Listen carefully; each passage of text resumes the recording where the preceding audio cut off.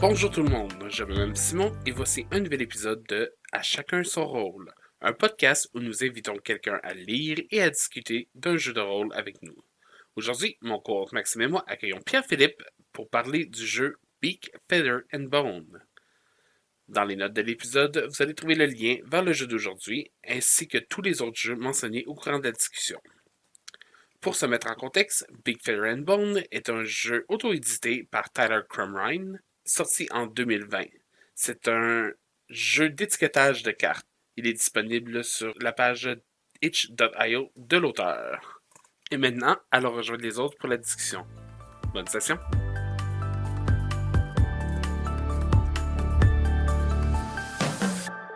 Bonjour Maxime. Bonjour Simon. Bonjour Pierre-Philippe. Bonjour, monsieur. Oui, Pierre-Philippe, on est justement en train de se demander quelle est ton expérience des jeux de rôle et qu'est-ce qui t'a amené à jouer aux jeux de rôle? C'est par une matinée, quand j'étais très jeune, qu'on savait pas trop quoi faire comme enfant, et un de nos amis avait un frère qui avait comme livre les premières éditions de Donjons et Dragons. Et sans trop comprendre comment est-ce que ça se jouait, on a créé des humains, des elfes, des nains. Et ça a commencé comme ça. Et aujourd'hui, ça va faire plus qu'une vingtaine d'années que je suis éternellement un narrateur pour mes amis. Et justement, à quel jeu tu joues en ce moment? Est-ce que tu DM plusieurs systèmes ou tu t'en tiens encore à tes premiers amours? J'ai fini par me détacher un peu de ce qui était Donjons et Dragons, Pathfinder et autres, et j'ai commencé à mettre les orteils dans tout ce qui est Powered by the Apocalypse, appréciant beaucoup le système de jeu, et je commence à maîtriser un peu plus Genesis RPG de Fantasy Flight Game, qui permet de créer énormément d'univers et de pouvoir jouer des thématiques très différentes, que j'apprécie beaucoup. C'est vraiment intéressant. Mon Genesis, honnêtement, j'ai encore jamais essayé. Effectivement, moi non plus. C'est une habitude à utiliser des dés un petit peu particuliers puis à comprendre leur signification. Mais une fois que tous les joueurs à la table sont un peu plus allumés sur leur utilisation puis qu'est-ce qu'on peut faire avec, c'est un jeu qui offre énormément de possibilités, autant en termes de narration que de mécanique. Donc aujourd'hui, on a lu le jeu qui s'appelle Beak, Feather and Bone. Personnellement, j'ai lu j'ai lu le livre et j'ai joué une seule fois à Big Feather and Bone. Toi, Maxime, c'est quoi ton expérience avec le jeu? La même chose, j'ai lu et joué une seule fois au jeu. Philippe, quelle est ton expérience avec le jeu? J'ai lu le livre à quelques reprises et j'ai eu ma première et seule session avec vous, messieurs. C'est surprenant, on dirait qu'on a toutes fait la même partie. En préparation au podcast, on a organisé une partie avec moi, Maxime, Pierre-Philippe, ainsi que deux autres personnes qui sont aussi nommées Philippe. Ça va être confus un peu de parler de ça. Big Feather and Bone a une mécanique de jeu qui était centrée sur l'étiquetage de cartes. Donc, évidemment, on a besoin d'une carte, de crayons de couleur et d'un paquet de cartes. Donc, les joueurs vont, à tour de rôle, piger une carte, identifier le type de carte que c'est, donc cœur, carreau, trèfle ou pique, ce qui va leur indiquer quel type de bâtiment ils doivent étiqueter. Et le chiffre sur la carte va indiquer quelle est la valeur d'influence que ce bâtiment-là a sur le reste de la ville. Pour les cœurs, par exemple, ça va être des structures sociales, les carreaux financières, et ainsi de suite. Puis pour chacune des bâtisses qu'ils vont identifier, ils vont indiquer le beak, donc quelle est la réputation de ce bâtiment-là, le feather, quelle est l'apparence de ce bâtiment-là, et le bone, qu'est-ce que c'est vraiment ou quel est l'intérieur de ce bâtiment. Et dans le cas de figure, ils vont aussi rajouter un opposant d'une des factions opposées, donc d'un des joueurs avec lesquels ils vont jouer. Honnêtement, c'est pas mal toute la mécanique de jeu qui est représentée par ça. Donc, à tour de rôle, les joueurs vont s'alterner, piger une carte, identifier un bâtiment, l'étiqueter et passer le tour au prochain joueur, jusqu'à ce que soit tous les bâtiments sont étiquetés, soit que les cartes sont toutes passées, ou que le nombre de rounds défini d'avance a été atteint. C'est pas mal ça la mécanique de jeu. Le jeu se passe dans une ville avec une carte déjà fournie avec le jeu, dans une ville de Ravenfolk. Corvidé. Corvidé, oui. La ville, telle qu'elle fait la map, tout existe déjà. Quand on prend un tour, on fait seulement étiqueter et définir les choses qui sont déjà sur la map.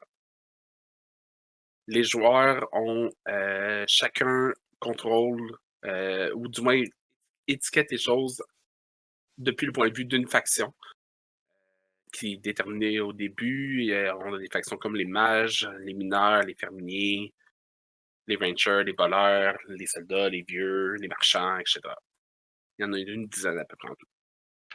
Ensuite, après l'exemple de jeu, il y a énormément d'informations pour complimenter la session, que ce soit autant sur les Ravenfolk, leur culture et comment mettre un peu plus de couleur dans ce que vous faites, aussi leur langage, la façon dont ils s'expriment, touchant à plusieurs autres univers de jeux de rôle, comment est-ce que ceux-ci sont représentés, puis laissant énormément d'opportunités pour personnaliser comment est-ce que le peuple des Corvidés vont se trouver dans la map. Il y a aussi un peu plus loin, d'une façon intéressante, un style de jeu alternatif rajoutant une autre faction qui est le voyageur, permettant à un joueur de jouer de façon plus traditionnelle un personnage qui va décrire de son point de vue, avec sa voix, ce qu'il rencontre en ville, en suivant toujours les mêmes mécaniques avec les cartes, comme Maxime a expliqué plus tôt. Je sais pas pour vous, les gars, mais le jeu mentionnait que c'était un jeu un peu compétitif, mais j'ai pas eu cette impression-là pendant le jeu. Qu'est-ce que vous en pensez? Pour ma part, je m'aurais attendu à quelque chose d'un peu plus avec des prises de décision et où un aspect qui aurait moins été touché autour des cartes. Parce que pour gagner, en parenthèse, c'est les valeurs sur les cartes qu'on pige. Ça m'a donné plus l'impression d'un jet de dés ou simplement de la chance pour savoir qui gagne. Pour toi, Simon? En effet, il y a à peu près aucune décision qui te permet de gagner ou non. C'est simplement la chance qui le fait. Au début, quand on établit les factions, on décide aussi du siège du pouvoir de la ville. Et le gagnant a le privilège d'étiqueter, de décider qu'est-ce qui se passe dans ce siège de pouvoir-là. Et ça devient intéressant d'avoir cette compétition-là pour pouvoir comme mettre la petite touche finale à la ville, mais la façon de le faire, qui est justement juste d'avoir pigé des meilleures cartes que les autres, ça rend pas cet aspect-là intéressant. Ouais, effectivement, tu sais, je me souviens de justement Philippe qui jouait avec nous, qui a pigé presque uniquement des faces. Donc, il devait rajouter des rivaux pour chacun des factions opposées. Il en rajoutait beaucoup de descriptions pour tout ça. Mais les faces sont considérées comme une valeur zéro. Donc, au final, ça lui enlevait toute possibilité de gagner, entre guillemets, à la fin. Ce qui était, à la limite, pas frustrant, mais peut-être que je ne pense pas qu'il représentait vraiment une compétition. Sinon, à part ça, quelle était votre expérience de jeu en tant que tel? Comment est-ce que vous avez trouvé le jeu?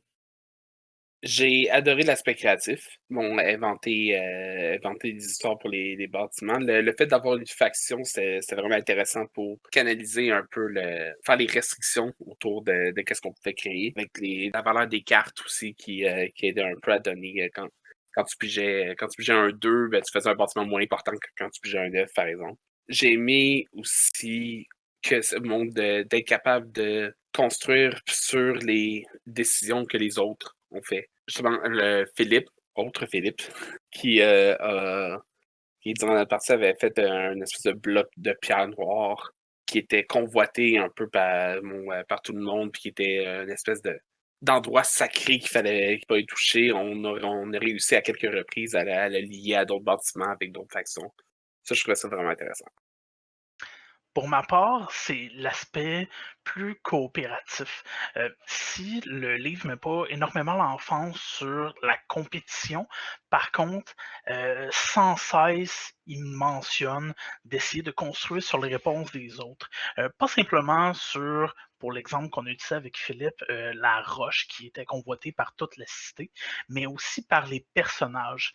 Quand une figure était tirée, le jeu spécifie de trouver un, euh, un figurant, un rival, un ennemi qui vient d'une autre des factions des autres joueurs, donnant autant du gaz pour le joueur qui se fait choisir pour ce personnage-là et continuant d'engendrer ce genre de discussion-là, de paroles qui finit par créer un peu comme un univers vivant. Et cet exercice-là, pour moi, de création, est fondamentalement importante si un narrateur ou un maître de jeu voudrait créer un univers avec ses joueurs. J'imagine comme exemple vouloir faire une courte campagne dans une ville et que le narrateur serait intéressé à impliquer ses joueurs dans la création de personnages non joueurs, de lieux importants et de mettre leur propre touche. C'est important pour moi qu'un narrateur soit capable d'aller chercher l'investissement chez les joueurs et pour moi, leur faire rappeler, hey, tel bâtiment que tu as décrit quand on avait fait la création, tu avais mentionné telle subtilité, ben je l'ai utilisé. Tout de suite, le joueur se sent beaucoup plus investi dans ses actions face à ce qui va se passer là, parce qu'il a lui-même aidé son narrateur à créer cette section-là. Je ne sais pas si pour vous, messieurs, ça serait quelque chose que vous seriez intéressé à faire ou à impliquer vos joueurs, mais pour moi, c'est quelque chose que j'ai envie de faire dans les prochaines semaines. Définitivement, puis je pense que ça fait un lien vers notre discussion plus approfondie. Donc, on avait décidé pour notre sujet de discussion approfondie de parler des jeux de création de monde, bon, justement comme Big Fire and Bone, comme outil de création. Fait que oui, c'est définitivement quelque chose qui m'intéresse de l'utiliser. D'ailleurs, je l'ai déjà fait dans le passé. Je parlerai peut-être un peu plus tard qu'est-ce que c'est les pour et les contre de qu'est-ce qui s'est passé.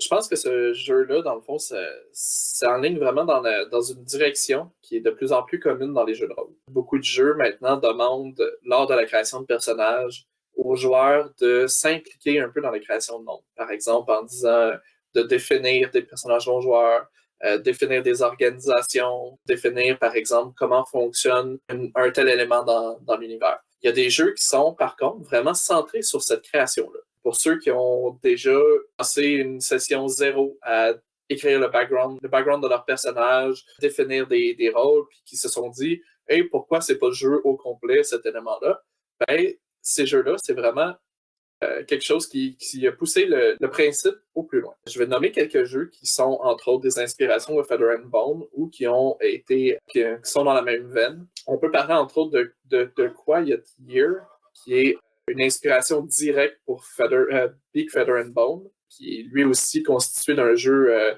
à cartes, où est-ce que les joueurs, dans le fond, s'occupent d'une communauté qui, après une fin du monde, attendent le retour d'entités qui vont probablement détruire leur ville ou quelque chose comme ça. Mais ils vont créer des projets, des bâtiments, des choses comme ça, et identifier sur la carte qu'est-ce que c'est. Il y a d'autres jeux comme Microscope, Empire, Downfall, Icarus, Dialecte, qui vont chacun avoir des éléments précis. Par exemple, Microscope va parler plus de l'histoire d'un univers, tandis que Dialecte est vraiment centré sur le langage ou les communautés qui sont affectées par ce langage-là. Donc, on a vraiment des jeux très spécifiques, mais qui apportent chacun une expérience de création de monde très intéressante. Mais si on retourne à Big Feather and Bone, qui est vraiment un jeu d'étiquetage de cartes, je pense qu'effectivement, c'est un jeu de création de monde qui pourrait être utilisé pour identifier, comme le mentionnait Pierre-Philippe, une ville, la détailler, la rendre plus vivante ou plus personnalisée à l'expérience des joueurs. Sauf que il faut comprendre que souvent les jeux de création de monde sont des jeux sans GM, donc sans meneur spécifique. Des facilitateurs la plupart du temps, mais pas quelqu'un qui va définir spécifiquement ce monde doit aller dans cette direction-là. Donc, il faut être prêt à avoir un certain mode de pensée et de connecter les points de tout le monde, d'être prêt à apprécier et à ajouter toutes les interventions de chacun des joueurs et de pouvoir construire là-dessus. Est-ce que vous pensez que ça peut s'appliquer à tous les jeux ou à toutes les circonstances? Définitivement pas tous les jeux, mais n'importe quel jeu à la Donjon et Dragon ou des jeux qui. Qu'est-ce que tu veux dire, les jeux à la Donjon Dragon? En fait, les jeux qui sont un peu comme Carré de sable, mon sandbox, où c'est qu'on a l'espace pour aller puis se promener un peu où on veut.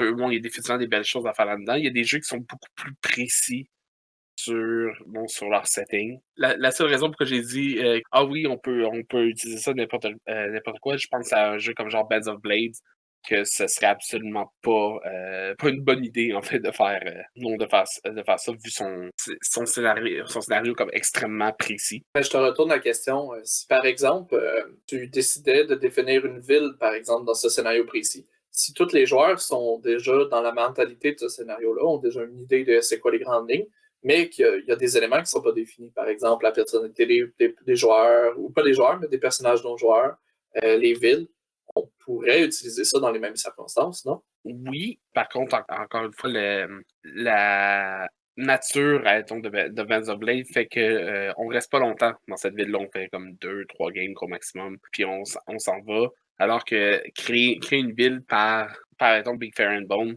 va donner comme une certaine connexion. Surtout que dans Bands of Blade, quand que tu pars la ville, on assume qu'elle est détruite par les armées qui nous poursuivent. Fait que c'est d'avoir autant d'attachement, à un endroit, je suis pas sûr que je suis pas sûr que c'est comme genre la meilleure affaire. Quand que tu fais juste la quitter puis que tu sais qu'elle s'en va. Ou au contraire. Exactement, pour probablement, Max, que tu t'en allais dans cette direction-là, de voir cet investissement-là détruit par peu importe le mal ou la guerre, c'est pas quelque chose qui impliquerait les players. Moi, en tout cas, je verrais ça comme, sans dire un moment d'échec ou de tribulation, mais j'ai l'impression que je me sentirais plus investi. Ou en tout cas, ça pourrait être un test à faire avec les joueurs. Je comprends. Je comprends totalement ce que vous dites. Je pense que le traitement Big Fair and Bone à une ville là-dedans serait plus. Ce serait trop pour l'investissement. Il y a des façons de donner des investissements qui ne nécessitent pas de faire une session de 3-4 heures pour chaque ville. Là. C'est plus au niveau de l'efficacité. Oui, mais en même temps, je pense que le point de Pierre-Philippe est quand même bon aussi, dans le sens que, de toute façon, si tu jouais Big Feather and Bone dans des circonstances normales, c'est-à-dire juste le jeu pour le jeu, l'univers, entre guillemets, serait abandonné dès qu'on finit la partie. Donc, d'avoir en plus cet élément-là qui le rattache à l'univers en cours, ça peut toujours être intéressant.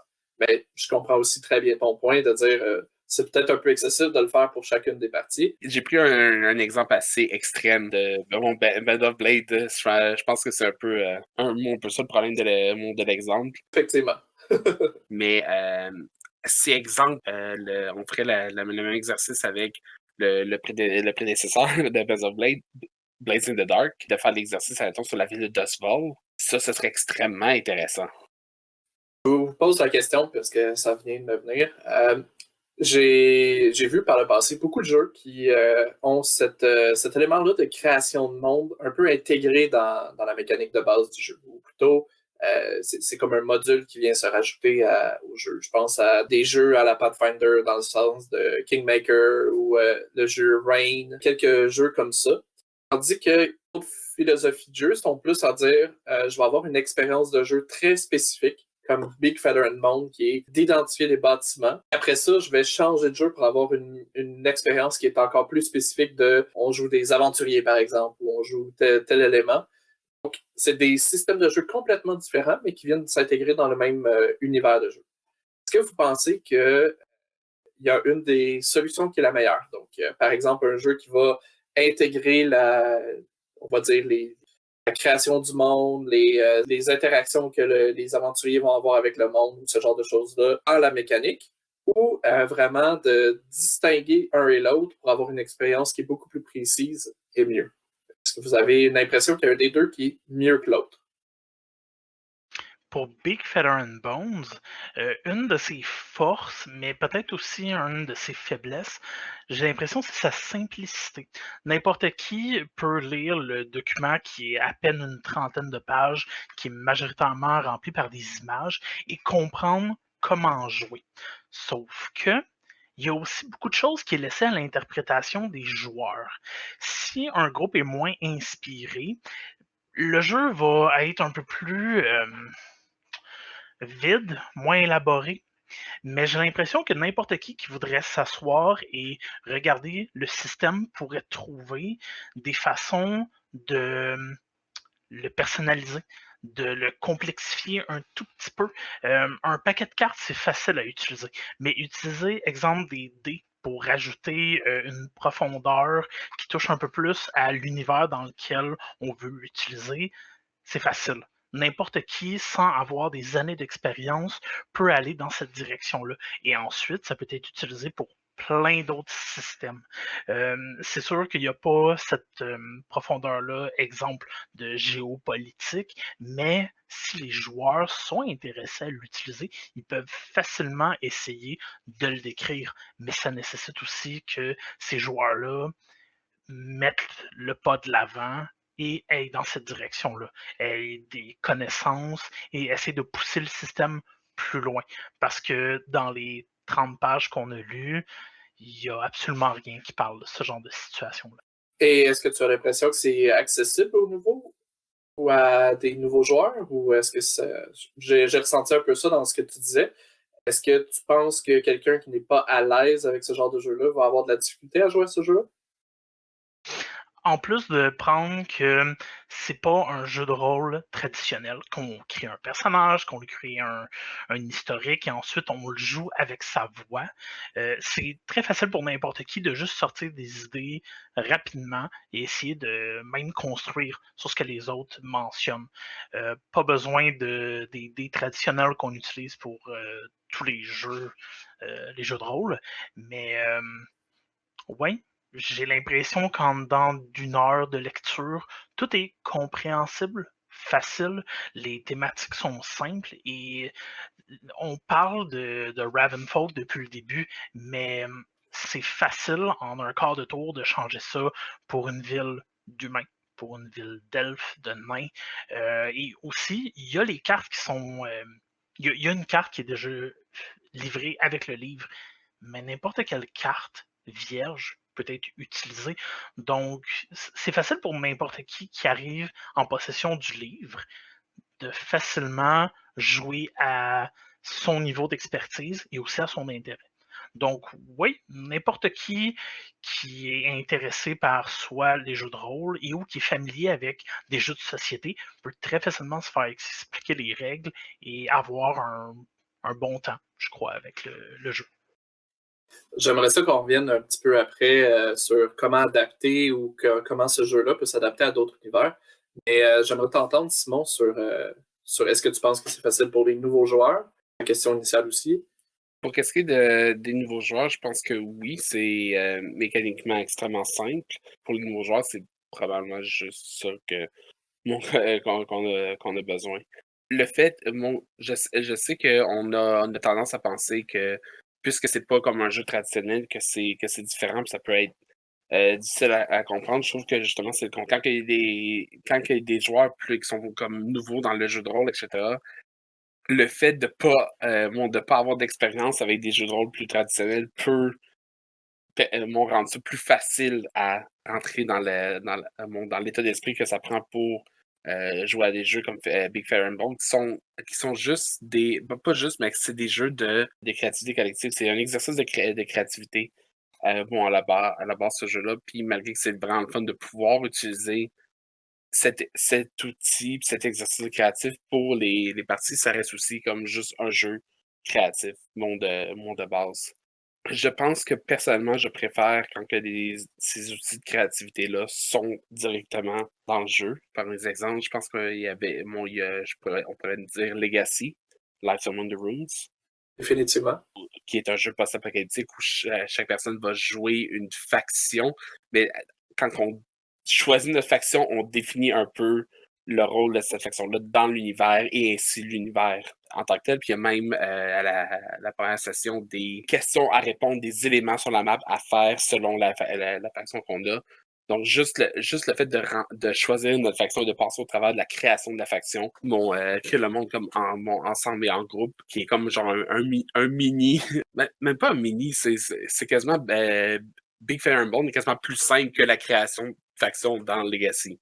Effectivement. De mémoire, quand on avait joué à Legacy, juste la création des factions avait pris encore plus de temps que la game complète de Big Feather and Bone qu'on a faite. Ouais. Puis, l'avantage de ça, c'est que l'exercice de création, elle est dirigée directement au type de jeu que le jeu essaye de faire. Le Big Feather and Bone, ça crée une ville. C'est tout. J'ai dit ça comme si c'était un problème, mais c'est aussi un avantage. Ça crée une ville. C'est tout ce que ça fait. Si, après ça, on l'utilise dans une partie qui se passe dans une ville, tant mieux, c'est good, ça va bien. Mais je pense que c'est un peu ça mon point tantôt avec Band of Blades. Si on est plus qui est dans une campagne militaire, toujours on the move, juste créer une ville, c'est juste un petit bonus. C'est pas le focus du jeu. C'est un bon point, effectivement. Est-ce qu'on devrait parler plus du downside, Simon, ou de l'application de Big Feather and Bone? J'ai mentionné tantôt que j'avais déjà fait l'exercice justement d'utiliser un jeu de création. C'était avec le jeu Microscope que tu as mentionné un peu plus tôt. J'ai pris mon groupe et on a fait une partie de Microscope dans le but d'utiliser l'univers qu'on a créé à la fin dans mon pays, de tourner ça en campagne de jeu. On a créé un univers du monde, parce que comme tu dis, Microscope, c'est plus l'historique de la chose. Donc, on a créé l'historique au complet. Puis à la fin de ça, moi, j'ai comme sélectionné un moment dans cet historique-là. Puis on a placé notre campagne à ce moment-là. Il y a une chose que j'ai pas aimé dans cet exercice-là, c'est que à un certain moment, le restant des joueurs ont commencé à focusser sur qu'est-ce qu'ils voulaient dans leur univers plutôt que de jouer au jeu directement, que de jouer à Microscope. Bon, même allant jusqu'à comme pousser des règles et comme utiliser leur tour pour établir des choses qui avaient absolument pas rapport avec qu'est-ce qu'on était en train d'établir à ce moment-là, pour être sûr, admettons, que cet aspect-là ne se retrouve pas dans la partie, ou être sûr que cet aspect-là se retrouve dans la partie par après, ce qui n'est pas tant une mauvaise chose, mais j'ai trouvé que ça l'a beaucoup diminué mon plaisir à jouer à Microscope. Je pense que vraiment, il y a un certain plaisir à juste créer pour créer, pas nécessairement de créer dans un but précis. Ce qui est le but un peu de ces jeux-là comme Big Fire and Bone, Microscope, etc. Une fois que la partie est finie, la partie est finie, c'est tout. On a fait une belle ville et c'est suffisant, c'est correct. C'est un peu pour ça aussi que je préfère quand que la création du monde est déjà intégrée dans le jeu, parce que là, ça focus, ça met l'emphase vraiment là-dessus. Et justement, ce qu'on veut ou qu'on veut pas dans le jeu ça fait vraiment partie de la session qu'on est en train de faire, du jeu qu'on est en train de faire. C'est pas deux exercices différents j'avais l'impression que c'était deux exercices différents qui connectaient mal, comme des pièces de puzzle, qu'il y avait une couple de pièces qu'il fallait comme un peu plier, découper pour être sûr que ça connecte ensemble. Alors que quand c'est déjà à l'intérieur du jeu, j'ai pas cette impression-là. C'est sûr aussi que ce genre d'exercice-là ou de jeu va être un peu modelé par l'interprétation que chaque joueur a de l'exercice ou du jeu. C'est sûr que s'ils s'attendent à utiliser l'univers dans une partie quelconque, ou comme l'exemple que tu as donné, avoir une ligne du temps, ils vont peut-être chercher à mettre l'emphase sur certaines choses. Mais je me demande si d'avoir fait, pas une session zéro, mais d'avoir mis en perspective ce que tout le monde voulait de la session n'aurait pas pu aider à la situation. Je pense que effectivement, ça demande une certaine maturité de la part des joueurs. c'est pas toujours évident de bien définir ce qui est attendu par tout le monde. Je pense que ça renforce encore plus l'intérêt comme on le mentionnait, pas nécessairement une session zéro, mais plus de bien identifier c'est quoi les objectifs de chaque joueur, puis chaque personne dans le jeu. Est-ce que c'est jouer au jeu pour le jeu? Est-ce que c'est de jouer le jeu pour créer un univers spécifique? Si par exemple, dans mon univers, moi je veux avoir des hommes-chats, que Simon, toi, tu veux rien savoir des hommes-chats, ça risque d'être une journée assez pénible si on essaye chacun à tour de rôle de créer des hommes-chats dans l'univers puis de les détruire. T'sais. Je te donne un exemple bien basique, mais ça représente quand même la dichotomie qu'il peut y avoir. Mais le pire, c'est que c'était ça le point de tension dans Microscope, c'était OK. l'utilisation des races autres que les humains. Puis en y repensant, puis en discutant, je me rends compte que, ben déjà, moi je suis pas rentré dans la partie de Microscope, probablement avec la même intention que les autres. Les autres avaient l'intention de créer un univers pour leur prochaine partie. Moi, j'avais l'intention de jouer à Microscope et ce qui allait en sortir, l'utiliser après ça dans la création de l'univers. Fait que oui, je n'avais pas la même intention que tout le monde. Il y a aussi, je pense, juste un oubli général parce que Microsoft a cet outil-là au début de la partie qu'on fait une espèce de palette de choses qu'on veut dans l'univers et de choses qu'on ne veut pas dans l'univers. Et je pense qu'on n'a juste pas pensé présence de races fantastiques quand on a fait la palette et le point s'est ajouté comme beaucoup plus tard dans la partie. J'avoue que c'est pas nécessairement facile de penser à tout dès le départ. Big Feather and Bone, à titre d'exemple, n'a pas cette tendance-là de dire OK, voici ce qu'on veut avoir ou ce qu'on veut pas avoir. Mais je pense que c'est quand même important d'en discuter, surtout dans une création de monde. Par exemple, on pourrait ne pas avoir du tout le même ton un que l'autre de ce qu'on veut que la partie soit. Ce qui m'amène un peu à revenir sur ton point de plus tôt, Pierre-Philippe. Tu mentionnais que Big Fun and Bone pourrait être utilisé à toutes les sauces. Il pourrait facilement être adapté pour une ville humaine, une ville elfe, peu importe. Là, on reste dans le fantastique. Je me demande à quel point est-ce que vous pensez que Big Feather and Bone est vraiment attaché aux Ravenfolk qui l'ont vu naître ou quoi que ce soit. Je sais que, à titre d'exemple, il y a une expansion, entre guillemets, qui fait le même jeu, mais avec des sirènes. La même chose au fond de l'eau avec une autre race fantastique. Est-ce que vous pensez que ça pourrait être mené plus loin? Est-ce qu'il y a un intérêt à le faire? Est-ce que ça vaudrait la peine? Peut-être que Pierre-Philippe, tu pourrais continuer ton point un peu plus tôt. Je crois que oui. N'importe qui voudrait aller vers ce modèle de création-là pourrait juste porter la chose à n'importe quelle sauce. Une des grosses forces d'avoir une mécanique qui est si simple, c'est de ne pas lier ces mécaniques-là à des races ou des aspects temporels. Si on enlève tout ce qui est Ravenfolk du livre, on se retrouve avec un système qui est de piger des cartes, de les associer à des bâtiments et d'expliquer leur utilité.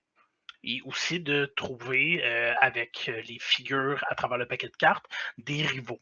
Moi, j'aurais aucune problématique avec des joueurs de mentionner bon, eh bien, on va piger des cartes et vous allez m'expliquer dans une ville post-apocalyptique, dans un futur très lointain, qu'est-ce que tel bâtiment d'un groupe de réfugiés, des hommes robots qui ont téléchargé la conscience d'humains à l'intérieur de leur cerveau font avec tel bâtiment.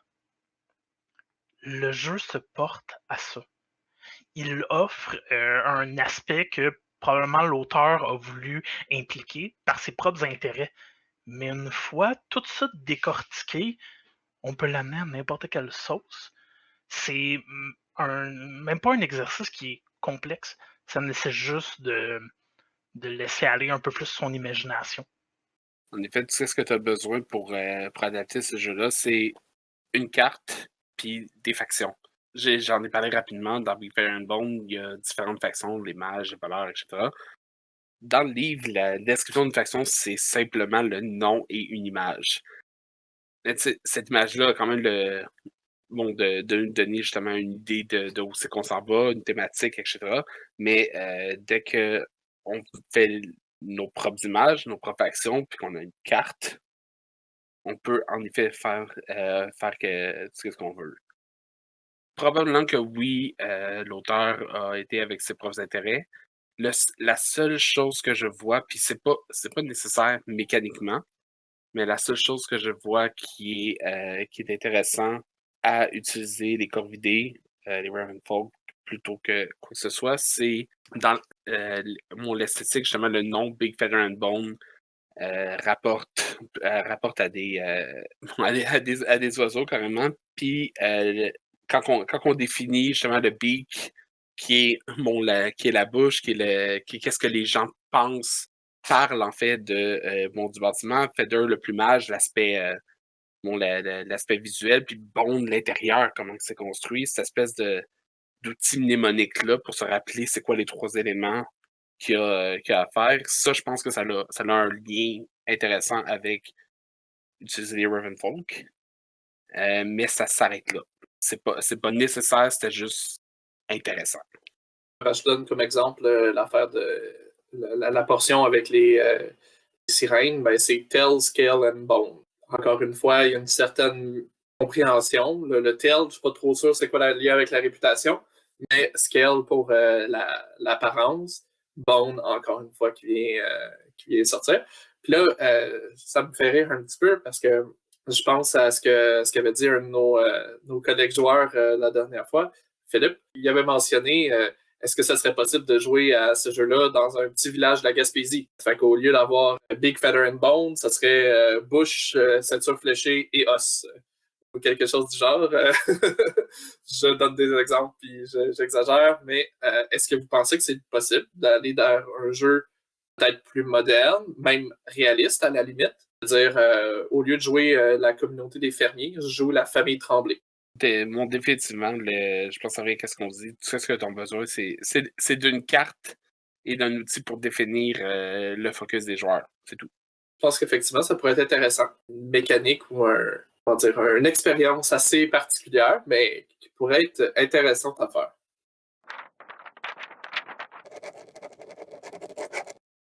Merci beaucoup d'avoir été avec nous. Merci Pierre-Philippe d'avoir été là. Ben, merci de l'invitation, messieurs.